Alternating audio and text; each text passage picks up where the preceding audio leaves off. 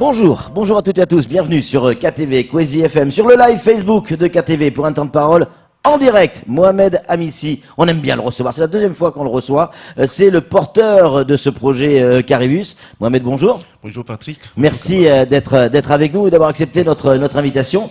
Ça ne vous a pas échappé, les critiques sur Caribus fusent actuellement, une association s'est même constituée pour l'occasion, les commerçants sont inquiets aujourd'hui avec ce projet Caribus. Est-ce que, j'imagine que oui, mais je dois vous poser la question Mohamed, est-ce que dans la réflexion de ce projet, vous avez pris suffisamment, avec suffisamment d'importance, la problématique des commerçants pour les travaux? D'abord, Caribus est un projet complexe, un projet qui réunit une multiplicité d'acteurs et donc naturellement des critiques, on en aura avant, on en aura durant les travaux, on en aura après. Concernant les commerçants, bien entendu que toutes les mesures ont été étudiées, on a étudié tous les risques par rapport à l'accessibilité, par rapport au stationnement, par rapport également aux riverains, parce qu'il n'y a pas que les commerçants, il y a aussi les riverains. Et nous avons mené une réflexion globale sur l'ensemble de ces sujets, de ces thématiques. C'est la raison pour laquelle, par exemple, là, vous voyez, il y a des aménagements dans certains tronçons qui seront axiales, des voies de bus axiales, d'autres seront latérales, de manière justement à assurer le bon fonctionnement des territoires, même en phase travaux. Ouais, mais il y a quand même des entreprises qui disent aujourd'hui, ou des magasins, on va être obligé de fermer. Mais comment peuvent-ils dire qu'ils vont être obligés de fermer? D'abord, nous avons conçu un projet qui répond exactement aux enjeux de développement économique de ce territoire et notamment du Grand Mamoudzou. Pour information, nous venons de recevoir le rapport de la commission, enfin des commissaires enquêteurs par rapport à l'enquête publique et l'avis est favorable. Donc vous voyez, on travaille sur un dossier sérieux. On est entouré. Sur ce projet, il n'y a pas un manque d'ingénierie. On a un mandataire qui agit au nom et pour le compte de l'Académa. On a une maîtrise d'œuvre générale qui travaille sur les études d'aménagement et des équipements relatifs au projet Caribus et qui accompagnera également les entreprises qui devront travailler pour réaliser les aménagements. Les acteurs économiques s'inquiètent, effectivement, parce que Kaweni, c'est le poumon économique du développement de Mayotte, avec à Longoni, mais tout a été réfléchi, tout a été bien étudié de manière à ce que ce secteur soit desservi et continue à fonctionner durant la phase travaux. Est-ce que vous avez assez communiqué, Mohamed? Est-ce que vous avez assez rencontré les gens? Bien sûr qu'on a communiqué. On les a reçus, on les a accueillis à la mairie, à l'Académa. On a longuement échangé sur le projet. Ils s'interrogent. Ça c'est normal. Même ma mère s'interroge par rapport aux travaux parce que sa maison est impactée. Tout le monde s'interroge. Je rappelle qu'en termes d'emploi, le projet Caribus a une clause sociale, une clause d'insertion sociale. C'est une obligation que le ministère nous impose, c'est de consacrer 10% des heures travaillées à l'insertion sociale et 10% des heures qui seront engagées pour l'entretien et la gestion des aménagements et des équipements qui seront réalisés. Donc c'est des emplois directs qui des milliers, des centaines d'emplois qui seront créés. Concernant la fermeture des emplois, moi je ne sais pas quel calcul ils ont fait, mais ça m'étonnerait que durant la phase travaux, il y ait tellement de dégradation qu'ils soient obligés de licencier des agents. Sur la phase pratique, à quoi va ressembler le projet, et notamment du côté de Kaweni, parce qu'a priori le problème se pose essentiellement sur Kaweni. Sur les quais là, qui passent devant le quai Amphidrome et qui vont rejoindre Kaweni, on nous dit là il va y avoir une voie de bus, il va y avoir une voie pour les voitures, il va y avoir une voie pour les piétons, il va y avoir une voie pour les deux roues. Mais comment vous allez faire ça? Patrick, vous vous rappelez... D'un côté on a la mer, d'un côté on a la montagne. Vous vous rappelez quand je suis venu ici, il y a 2 ans, ou il y a 1 an et demi presque, pour faire inciter la population à se déplacer lors des réunions de concertation. On a longuement communiqué sur ce projet. Il y a des gens au début qui ne croyaient pas. Moi j'ai eu des gens qui m'ont dit, votre projet c'est du pipeau, il ne verra jamais le jour, donc on s'en fout en gros. Donc faites vos réunions et on verra tôt ou tard si jamais il sort ou pas. Aujourd'hui, quand ils ont vu que le pipeau est devenu une réalité, tout le monde se réveille en nous disant mais ce que vous faites là n'a pas de sens, ne tient pas. Sur Kaweni, on a longuement communiqué. On va agir sur l'ARN dans le sens rentrant Mamoudzou. Nel, Mamoudzou, il y aura une voie de bus intégrale qui sera réalisée sur l'ARN. Dans le sens sortant, Mamoudzou, Nel, il y aura une voie de bus sur la rue Martin Luther King. là où on dessert la Sodifram, HD, la Colas, etc. jusqu'au bout, avec une percée pour rejoindre la zone industrielle de Kaweni. Donc pour éviter le rond-point SFR, là. Voilà, enfin, on va passer par sur le rond-point SFR dans le sens rentrant, étant donné qu'on reste sur la RN. Et puis dans le sens sortant, on va passer par sur le rond-point SFR. Mais la seule différence qu'il va y avoir, c'est qu'on ne sera pas obligé de réaliser 2 voies de bus sur la RN, parce que là, on maintient les 2 voies de circulation générale et on rajoute une voie pour la circulation des bus, pour garantir leur performance et leur régularité. On va travailler également sur la rue de l'Archipel, permettez-moi de le dire, qui ne ressemble pas à une route, parce qu'une route, c'est une chaussée avec des accessoires, des trottoirs. La rue de l'Archipel, sans polémiquer là-dessus, est une piste en enrobé. Nous, on s'engage à hauteur de 18 millions d'euros, Patrick. 18 millions d'euros sera investis sur ce tronçon, de SFR jusqu'à la zone L, pour tout revoir, tout repenser, tout mettre aux normes. L'éclairage public, les réseaux, je pense notamment à EDM, au CIAM, la gestion des eaux pluviales. C'est une voie qui est inondée. À chaque fois qu'il pleut énormément, la voie est inondée. On s'engage à tout refaire, sans demander quoi que ce soit au privé. On les accompagne dans le développement de cette zone. Vous vous rendez compte, 18 millions d'euros, c'est des efforts que nous avons fournis. On aurait pu rester sur la RN et dire, on ne va pas s'attaquer à un monstre, parce qu'on ne sait pas ce qui se cache. Là, on s'engage. Je pense quand même que les acteurs économiques devraient nous faire confiance. Nous, on continuera à les recevoir, à discuter avec eux. Il y aura un schéma de circulation face travaux. On les associera de manière à ce que, s'il y a des corrections, des modifications apportées, qu'on puisse les faire dans les délais sans impacter gravement ou difficilement l'activité économique dans Kaweni. Kamaroura a une question à vous poser. Alors là, pour cette zone-là, on a compris, c'est très clair, donc chacun va pouvoir circuler normalement. Et on le sait qu'aujourd'hui, les embouteillages sont la plupart sont bien quand on regarde ceux qui viennent du sud et partant de Dembéni par exemple d'Oustarano jusqu'à arriver à rond-point de Doujani. Comment ça va se passer? C'est-à-dire ceux qui viennent du sud, on le sait déjà, donc c'est une file d'attente depuis le sud jusqu'à rond-point de Doujani. Là le bus va gérer comment en partant de Dembéni par exemple? Voilà. D'abord, peut-être à préciser aussi que le programme sur lequel nous travaillons aujourd'hui, c'est le programme qui a été arrêté dans le cadre de l'appel à projet transport collectif et mobilité durable qui nous a permis notamment d'obtenir les 9 millions d'euros de subventions.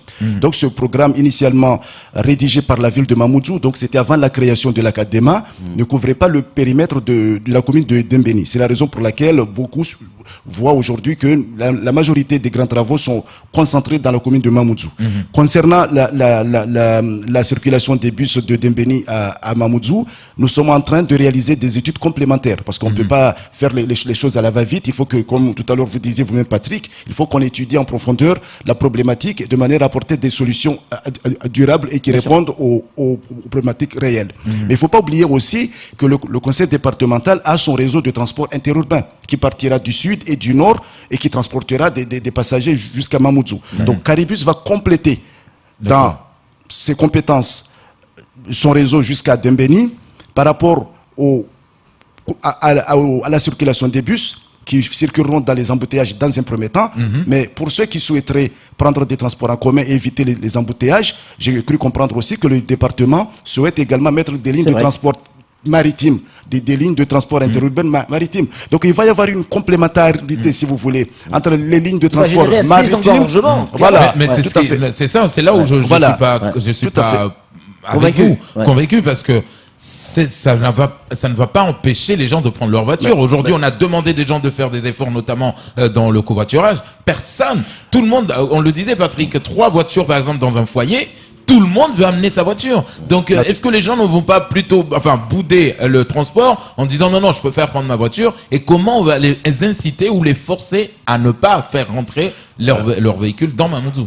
D'abord, il faut agir sur différents fronts. La question du tout-voiture à Mamoudzou est une problématique qui a été soulevée depuis 1995, pour être clair. Les premières études relatives aux problématiques de circulation à Mamoudzou datent de 1995.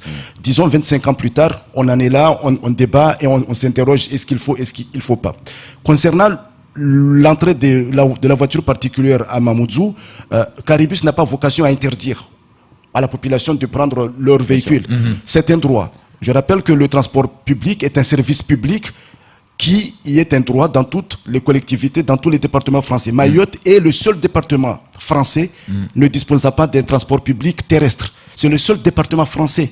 Donc, si on met en place un transport en commun, c'est pas pour interdire la voiture, c'est pour permettre à chacun de pouvoir se déplacer. Demandeurs d'emploi, cadres, à retraités. Donc, si certains considèrent que la voiture particulière est mieux que des transports en commun, naturellement, ils auront le droit de la prendre. On ne va pas leur interdire de prendre leur véhicule. Mohamed, il y a un point, parce qu'il est déjà à 7h55, mais on va prendre le temps, parce que c'est important.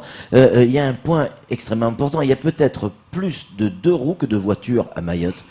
Et dans votre projet, on a le sentiment, je parle notamment des scooters, hein, pas forcément des grosses motos, mais les scooters et les 125, etc. On a le sentiment que cette partie de la population, c'est-à-dire la majorité, a été oubliée dans votre projet, parce que piste cyclable, très bien, mais on met pas un scooter sur une piste cyclable, on met pas un piéton sur une piste cyclable. Ça veut dire qu'il faudrait presque une piste pour les 2 roues. Non, Patrick, disons que nous, ce que nous faisons, c'est un projet de mobilité durable. Je m'explique. On développe les modes alternatifs à la voiture. Les transports en commun, la marche, le vélo. Demain, ça peut être le covoiturage, l'autopartage, comme ça se passe en métropole. Concernant les 2 roues motorisées, on n'a aucune compétence. C'est pour cela que tout à l'heure, j'ai insisté sur les compétences réglementaires. L'exploitation, enfin, le propriétaire et l'exploitant de l'ARN, c'est l'État. Je veux dire, s'il y a des aménagements spécifiques qui doivent être réalisés pour permettre aux 2 roues motorisées de circuler, c'est auprès du propriétaire de la voie qu'il faut s'adresser. Nous, on ne peut pas. Déjà qu'on négocie dur pour pouvoir réaliser notre TCSP sur l'ARN. Maintenant, si on repart demander à l'État de nous laisser encore 2 ou 3 mètres pour créer des voies réservées aux 2 roues motorisées, on va nous dire, mais demain, vous viendrez nous demander quel type de demande. Donc, on tient compte, nous, de l'évolution des 2 roues motorisées, parce que c'est dû surtout au phénomène de congestion qui gagne de plus en plus Mamoudzou. Le SRIT, le schéma le schéma régional des infrastructures de transport qui a été élaboré par le département et finalisé en 2011, prévoit d'ici 2 ou 3 ans une saturation totale. Ça voudra dire, ce sont les études qui le disent, et nous y sommes presque. Il faudra compter 3 heures de temps, 3 heures de temps pour faire Doujani au Vallon.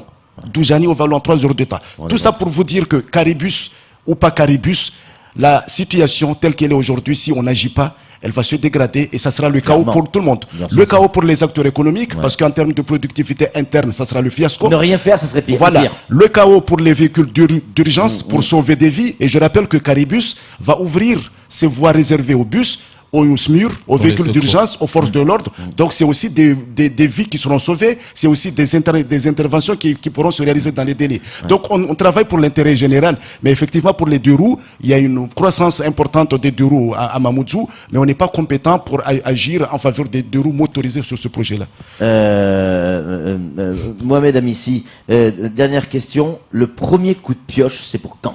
Clairement. Parce que maintenant, au bout de, ça fait 1 an et demi ou 2 ans que vous êtes sur ce plateau, là maintenant, on doit savoir quand est-ce qu'on va donner le premier coup de pioche. L'avis favorable de la commission des commissaires enquêteurs nous permet de notifier d'ici la fin de l'année les entreprises qui commenceront à préparer le terrain dès janvier 2020. On va laisser passer les fortes pluies parce qu'il faut éviter de lancer des travaux en période de fortes pluies. Ça risque d'être catastrophique pour tout le monde. Mais au plus tard, premier semestre 2020, on commencera les travaux de la première tranche de Caribus. C'est une promesse et ça sera ainsi. Et celle-là, elle sera tenue? Elle sera tenue. Le cap, il est fixé. Vous voulez pas faire la piste longue? Le cap est fixé. Le cap est fixé. On notifie les entreprises d'ici fin 2019. On leur demande de commencer à s'installer à partir de janvier, de démarrer les travaux au plus tard, premier semestre 2020. Camar, une question. Juste une petite question. Est-ce qu'aujourd'hui, le trajet va prendre en compte, en tout cas, on parle beaucoup de seuil de pauvreté à Mayotte, 84%, le ticket? Est-ce que ça sera abordable?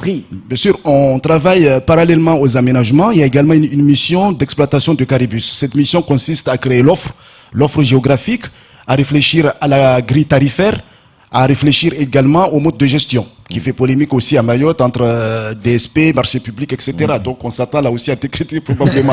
Mais pour vous dire que Tout est travaillé, mais effectivement, pour l'instant, on communique beaucoup sur les aménagements, parce que c'est là où il y a urgence par rapport à la population, c'est là où il y a urgence par rapport au démarrage des travaux. Mais l'exploitation tiendra compte également de la tarification qui permettra à tout le monde de pouvoir y accéder sans laisser de côté ceux qui n'ont pas les moyens de transport aujourd'hui. Et pour terminer, le respect de l'environnement, la protection de notre île et de notre atmosphère, où j'en viens. Il existe aujourd'hui des bus électriques. Est-ce que les bus Caribus sera des bus qui vont fonctionner au gasoil et qui vont sortir une grosse fumée noire du pot d'échappement, ou alors on va avoir quelque chose qui est plus moderne et qui va respecter notre environnement? On a une mission également qui travaille sur le choix du matériau roulant, parce que c'est un sujet qui est complexe. La technologie et la motorisation sur les matériaux roulants évoluent rapidement. En métropole, l'électrique est un échec. C'est plutôt les Chinois qui sont forts là-dessus et qui sont passés aujourd'hui à ce qu'on appelle l'hydrogène. Donc vous voyez, ils ont tellement brillé et réussi leur véhicule électrique que maintenant ils sont passés à autre chose. Mais il y a une réflexion globale qui est menée actuellement avec des partenaires EDM, ADEME et le ministère qui nous accompagnent là-dessus, de manière à faire le bon choix et de ne pas se retrouver avec des bus qui ne circulent pas à Mayotte pour des raisons climatiques ou autres. Vous nous promettez que vous allez revenir prochainement sur ce plateau pour qu'on puisse en reparler et puis pourquoi pas discuter directement sur ce plateau avec l'association? Je reviendrai, Patrick. Vous êtes prêt à faire un débat avec l'association? Non seulement l'association et les taxis qui s'inquiètent. Ça ne sera pas un débat, ça sera une discussion. Une discussion. Avec grand plaisir. Merci beaucoup, Patrick. Merci Mohamed Ami. Si on rappelle, vous êtes le porteur de ce beau projet qui est Caribus. On vous retrouvera sur le plateau 1 de C4. Allez, c'est tout pour ce temps de parole. Tout de suite, la suite de nos programmes.